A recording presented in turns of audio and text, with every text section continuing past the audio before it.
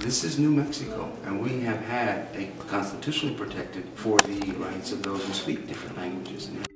New Mexico's Education Secretary Designate, Hanna Skandera, is not good for the students of New Mexico. We are now the majority minority.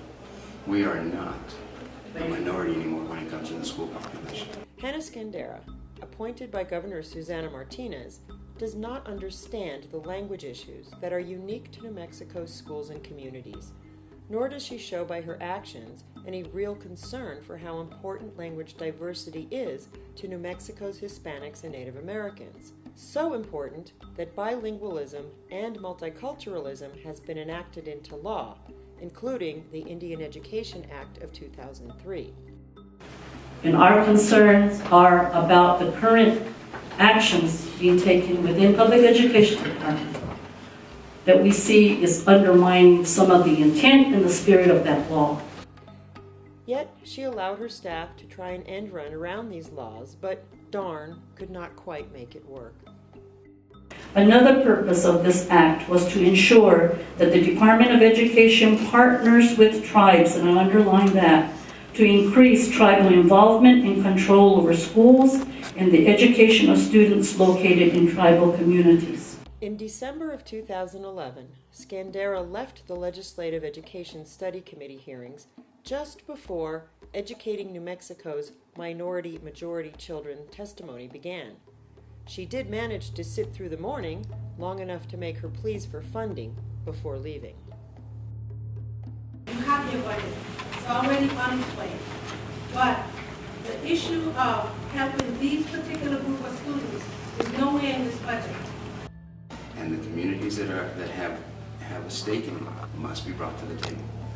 Skandera attended a conference for educators in San Francisco last year, but did not even bother to register, much less attend, the Summit on Hispanic Education held in tandem and carefully coordinated to allow educators to attend both. With the new administration, we began to see our communities, our expertise, and our desire to be part of the solution excluded from the process. Over 2/3 of New Mexico's K-12 students are minorities, mostly Hispanic and Native American. We have gone on record opposing the earmarking of the Indian Education Act fund put into the Teach for America and Save the Children programs. Hanna Skandera approved a $400,000 contract to Teach for America, siphoned from the Indian education budget, supposedly to recruit Native American teachers for the predominantly Native American districts. Her justification? No one in New Mexico is capable of recruiting these teachers. Those programs are not empowering the local school districts, and they are not in alignment with our hopes for a grow your own teaching staff. Ms. Skandera must not be aware that New Mexico has 3 Native American teacher training programs through UNM and CNM.